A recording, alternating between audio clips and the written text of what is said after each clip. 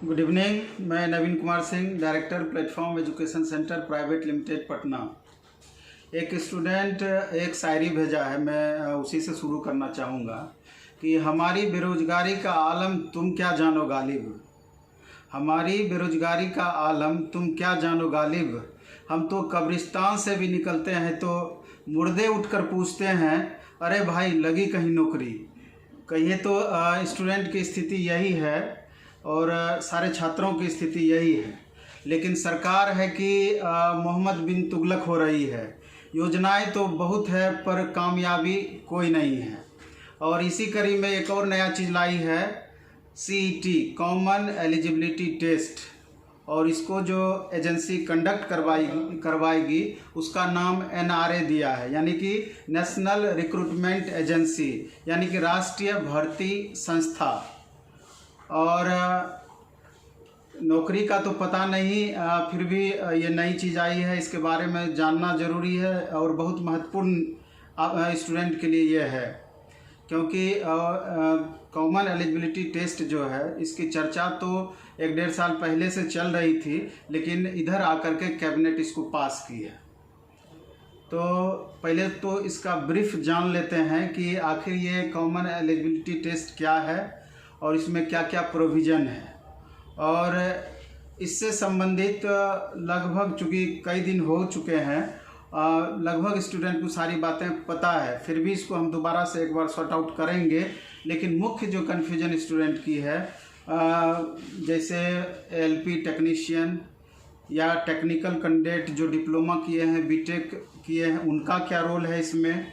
इसके अलावा जो बच्चे SSC का तैयारी करते हैं, उसमें SSC में स्टेनोग्राफर ग्रुप C और ग्रुप D का है, उसका आगे चल कर के क्या होना है।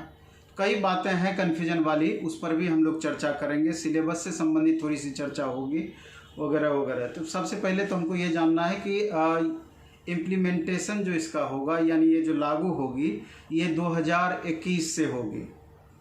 2021 से ये लागू हो जाएगा। और इसमें 3 मुख्य एग्ज़ाम्स जो रेलवे कंडक्ट कराती है, SSC कंडक्ट कराती है, और बैंक से रिलेटेड ये रेलवे, SSC, बैंक, पहले इस तीनों को इस दायरे में लाया गया है। और अगर ये सफल रहा तो इसका दायरा और भी बढ़ाया जा सकता है। इसमें अन्य PSU जो एग्ज़ाम कंडक्ट करवाती है तो उसको भी इस दायरे में लाया जा सकता है। तो लेकिन इसमें यह भी बताया गया है कि ये 2021 से लागू होगा, लेकिन वर्तमान जितनी भी वैकेंसीज हैं वो बिल्कुल भी इससे प्रभावित नहीं होगा। वो अपने शेड्यूल के अकॉर्डिंग सारा कुछ चलेगा। और इसमें रेलवे, SSC, बैंक का ग्रुप B और ग्रुप C, इन पोस्टों का एग्ज़ाम होगा। और इसमें लगभग 3 करोड़, 2.5 से 3 करोड़ स्टूडेंट इससे प्रभावित होंगे। और ये एक ऑटोनोमस गवर्निंग एजेंसी होगी। और इसमें तीनों बोर्डों के मेंबर शामिल होंगे, क्योंकि कोई भी रणनीति बनाएगी तो तीनों बोर्डों के मेंबर के विचार से या उनके वो जो भी निर्णय लेंगे उसके बाद इसमें इम्प्लीमेंटेशन होगा। और इसमें साल में 2 बार एग्ज़ाम होगी। और इसमें 3 लेवल तय किया गया है, एक 10th लेवल का, एक 12th लेवल का, और तीसरा ग्रेजुएशन लेवल का। और प्रत्येक का चूँकि 2-2 बार एग्ज़ाम होना है, यानी कि जो स्टूडेंट ग्रेजुएशन कर चुके हैं, जिनका एलिजिबिलिटी है, तो वो कुल मिलाकर के 6 एग्ज़ाम में भाग ले सकते हैं। जो स्टूडेंट ग्रेजुएशन किए हैं, जो 10th किए हैं वो 2, जो +2 किए हैं +2 लेवल का 2 और 10th लेवल का 2, इस तरह से इसका प्रोविज़न किया गया है। और CET स्कोर, यानी इसमें जो स्टूडेंट स्कोर करेंगे तो वो अगर वो पास करते हैं, जो एक मिनिमम क्वालिफाइंग मार्क्स तय किया जाएगा या पास मार्क्स तय किया जाएगा, वो 3 वर्ष के लिए मान्य होंगे। और सबसे बड़ा चीज़ है कि इसका जो एग्ज़ाम का सेंटर होगा वो प्रत्येक ज़िले में दी जाएगी। इससे पहले अभी क्या होता था कि स्टूडेंट अभी रेलवे के संदर्भ में ही अगर आप लेंगे तो पता चलता था कि बिहार के बच्चे चेन्नई जा रहे हैं, चेन्नई के बच्चे आसाम जा रहे हैं, घुमा फिरा करके इतने दूर दूर तक सेंटर होते थे कि बहुत सारे स्टूडेंट एग्ज़ाम देने से भी वंचित रह जाते थे या बहुत परेशानी होती थी। पहले से रिजर्वेशन कराना, ट्रेन में टिकट नहीं मिलना, ट्रेन में जगह नहीं मिलना, बहुत तरह की समस्याएं थी। तो गवर्नमेंट का कहना है कि इन समस्याओं से निजात दिलाने के लिए ही इस तरह की व्यवस्था की गई है और अलग अलग फॉर्म भरने में बहुत पैसे खर्च होते थे, तो एक तरह से उसको भी कम करने का प्रयास किया गया है। तो और इसमें जो प्रश्न पत्र होंगे, कई भारतीय भाषाओं में प्रश्न पत्र होंगे और बार बार फॉर्म भरने तथा एग्ज़ाम देने से छुटकारा मिलेगी। और जहाँ तक एज लिमिट का सवाल है, इसका अभी ये एज के बारे में चर्चा नहीं की गई है, क्योंकि बैंक में, रेलवे में, एसएससी में, तीनों में थोड़ा सा वेरिएशन है एज लिमिट को लेकर के, इसलिए संयुक्त रूप से इस पर फैसला लिया जाएगा कि एज लिमिट इसमें क्या रखा जाए, इसलिए इस पर टिप्पणी अभी करना उचित नहीं है। इसके अलावा दिया गया कि ये सिर्फ टायर 1 यानी पहले फेज की एग्ज़ाम कंडक्ट करवाएगी और बाकी का जो एग्ज़ाम होना है वो संबंधित एजेंसीज करवाएगी या संबंधित चाहे वो रेलवे की वैकेंसी है तो रेलवे उस एग्ज़ाम को कंडक्ट कराएगी। टायर 1 पास कर जाने के बाद उसका जो दूसरे लेवल का एग्ज़ाम होगा, तीसरे लेवल का एग्ज़ाम होगा, रेलवे खुद कंडक्ट करवाएगी। एसएससी में एसएससी खुद कंडक्ट करवाएगी और बैंक में बैंक खुद कंडक्ट करवाएगी।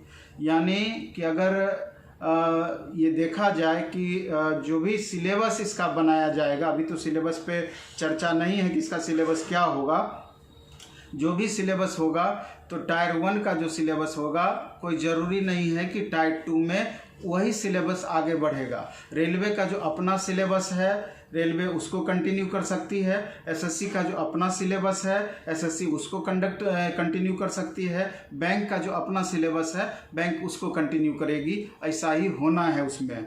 हाँ, ये चीज़ है कि ऐसी संभावनाएं बताई जा रही है कि इसका जो सिलेबस होगा उसमें मैथ, रीजनिंग, इंग्लिश और जीएस चारों सेक्शन ऐड किया जा सकता है। 100 क्वेश्चन रखे, 200 क्वेश्चन रखे, ये बात अभी तय नहीं है, लेकिन अगर इस तरह से इम्प्लीमेंटेशन होता है तो हमको लगता है कि ज़्यादा उम्मीद है कि 100 क्वेश्चन रख सकती है और चारों सेक्शन से क्वेश्चन रह सकता है। ये एक संभावना है जो रहने की मैक्सिमम, ऐसी संभावना है कि मैक्सिमम इस तरह का सिलेबस रह सकता है।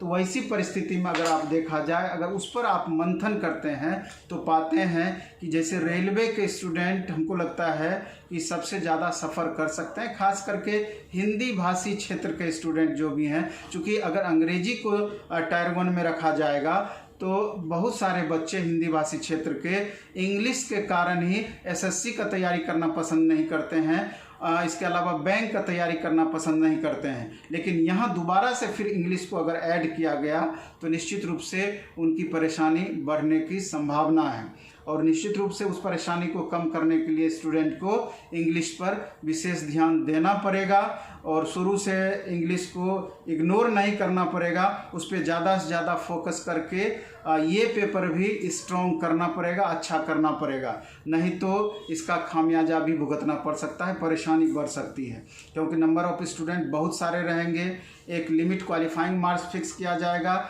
या एक लिमिट स्टूडेंट कितना क्वालिफाइंग मार्क्स रखा जाए कि एक लिमिट स्टूडेंट ही उसमें रह पाए, तो उस परिस्थिति में एक एक मार्क्स का बहुत ज़्यादा महत्व होगा। इसलिए अगर अंग्रेजी आपका कमज़ोर ज़्यादा पड़ता है तो ये आपका पीटी यानी टायर 1 ही अगर प्रभावित कर देगा तो फिर आगे चल कर के टायर 2 वगैरह में, तो टायर 3 में वहाँ तक आप पहुँच कैसे पाएंगे। तो इसलिए 2021 में चूँकि इसको लागू होना है तो जब भी ये लागू होना है तो अभी से लेके समय भी है।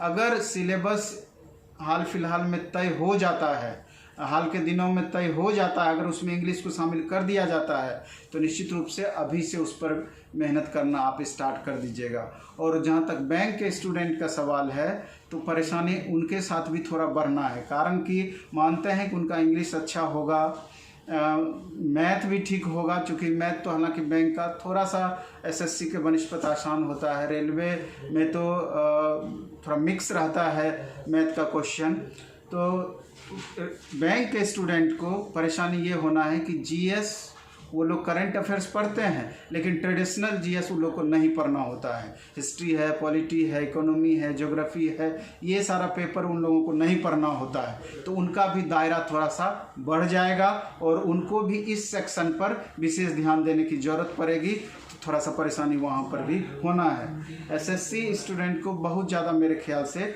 परेशानी नहीं होना है। लगभग जो अभी सिलेबस था वही सिलेबस आगे चल के कंटिन्यू रहना है। तो रेलवे स्टूडेंट को जो पहले पढ़ते थे वो तो पढ़ेंगे ही पढ़ेंगे, चूँकि टायर 2 टायर 3 में उसका इसी तरह का एग्ज़ाम होना है, लेकिन टायर 1 में एक्स्ट्रा उनको इंग्लिश पढ़ना पड़ जाएगा। तो परेशानी यहीं पर है।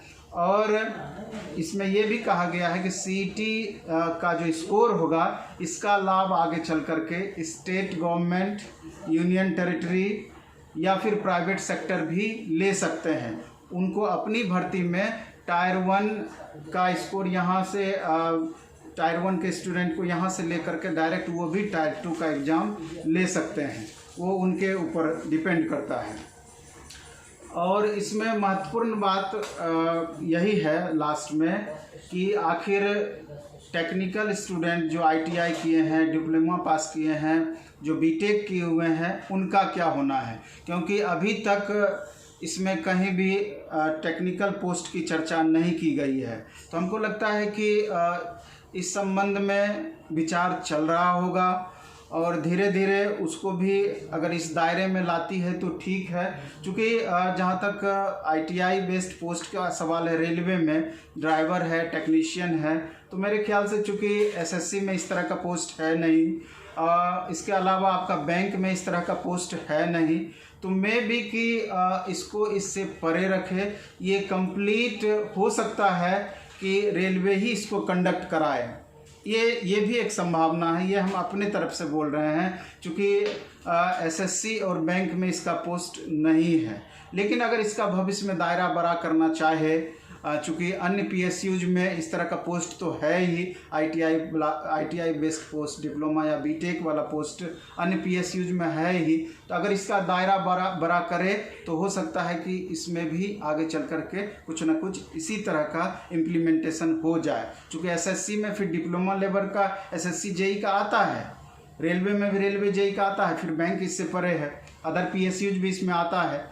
तो ये आपके भविष्य का बात है, ये आगे चल कर के इस पर तय होगा। लेकिन ऐसा नहीं है कि जो बच्चे ड्राइवर टेक्नीशियन का देते हैं वो फिर रेलवे अंडर ग्रेजुएट लेवल का नहीं देंगे, या अन्य अगर क्वालिफ़िकेशन ग्रेजुएट लेवल का भी है तो वो नहीं देंगे। इसलिए इंग्लिश को लेकर के ही वहाँ भी अंतर पड़ेगा। बाकी ट्रेड तो इसको पढ़ना ही है, नॉन टेक अन्य पोर्शन पढ़ना ही है। इसलिए अपना जिस तरह से भी आप तैयारी करते हैं उसको आप कंटिन्यू रखें, उसमें थोड़ा सा भी प्रभावित आपका इन सब वजहों से पढ़ाई नहीं हो, इस बात का ध्यान रखना है। थोड़ा और मेहनत अब आपको करना पड़ जाएगा, यही मुख्य बातें इसकी है। और ग्रुप डी भी का भी अभी तक इसमें चर्चा नहीं हुआ है। ग्रुप डी चूँकि उस तरह का पोस्ट एसएससी में डायरेक्ट ग्रुप डी का बहाली तो होता नहीं है, बैंक में भी नहीं होता है, तो वो उसका भी कंडीशन घुमा फिरा कर थोड़ा इसी टाइप का है। तो इस पर आप वेट एंड वॉच में रहें। और चूँकि ये सब अभी जो सीईटी वगैरह आ रहा है तो इससे बहुत ज़्यादा आपको टेंशन अभी नहीं लेना है। चूँकि आपका रेलवे में खास करके railway NTPC graduate level, under graduate level और ग्रुप डी का फॉर्म भराया जा चुका है। अभी बिहार में भी देखेंगे, स्टेट लेवल का अगर एग्ज़ाम की बात करें तो अभी बिहार एसआई का वैकेंसी आया है। बिहार एसएससी के थ्रू +2 लेवल का मेंस आगे चल करके होना है। उसी तरह से यूपी से, हरियाणा से, अदर स्टेट से भी कुछ न कुछ वैकेंसी है जिसका आगे चल करके एग्ज़ाम होना है। तो मेरे ख्याल से पूरी तरीके से अभी आप आगे के एग्ज़ाम्स पर आप अपना अटेंशन बनाए रखें, अपना ध्यान देते रहें। ये छोटा छोटा चीज़ आपको थोड़ा सा भटकाव ला सकता है, आपका थोड़ा सा दिमाग डेविएट कर सकता है, तो इस पर बहुत ज़्यादा अभी कंसंट्रेशन आपका नहीं होना चाहिए। आप खूब अच्छे से पढ़ें, खूब मन से पढ़ें, कोशिश करें कि हम यहाँ तक पहुँचने का हमको ज़रूरत ही नहीं पड़े सीईटी तक, उससे पहले ही हम जॉब ले लें, ये आपका उद्देश्य होना चाहिए। क्योंकि जिनको आगे एग्ज़ाम देना है, मैक्सिमम स्टूडेंट का सारा कुछ पढ़ा हुआ ही है और वो अच्छे से पढ़े हुए हैं, तो निश्चित रूप से उनको अधिक से अधिक रिवीजन की ज़रूरत है।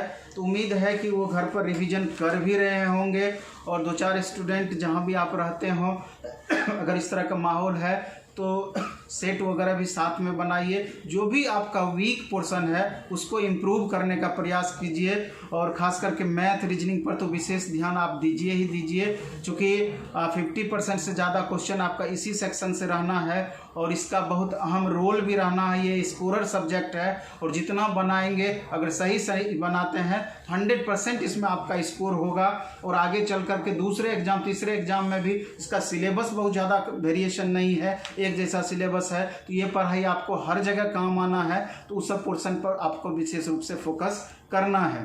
तो हम उम्मीद करते हैं कि बातें आपको समझ में आई होगी, और आपसे ये भी उम्मीद रखते हैं खूब आप मन से पढ़िएगा और कोशिश करिएगा कि सीईटी से पहले ही इसी बार आपका फाइनल सिलेक्शन हो जाए, कि इस ताम झाम में आप ना पड़ें। क्योंकि गवर्नमेंट की जो मंशा है, स्थिति ये है, वैकेंसी तो दिख नहीं रहा है, जो भी वैकेंसी है उसमें कटौती की ही बातें हमेशा चलते रहती है। स्टूडेंट का फ्रस्ट्रेशन, स्टूडेंट का डिमोटिवेट होना स्वाभाविक है, इसलिए थोड़ा सा इन सब चीज़ों से बचते हुए कोशिश करना है, पूरा जोर शोर लगा करके दिन रात एक करके जितना भी आपसे संभव हो पाता है कि हमको इस बार रिजल्ट लेना है, और जम करके 2-4-6 महीना जितना भी समय आपके पास है उसमें मेहनत आप कीजिए। क्योंकि अभी आप देख रहे हैं कि स्टेट का एग्ज़ाम, अगर स्टेट के संदर्भ में देखा जाए तो स्टेट का एग्ज़ाम 9 सितंबर से डेट दिया है। अभी आपका फिर नीट का एग्ज़ाम का होना है।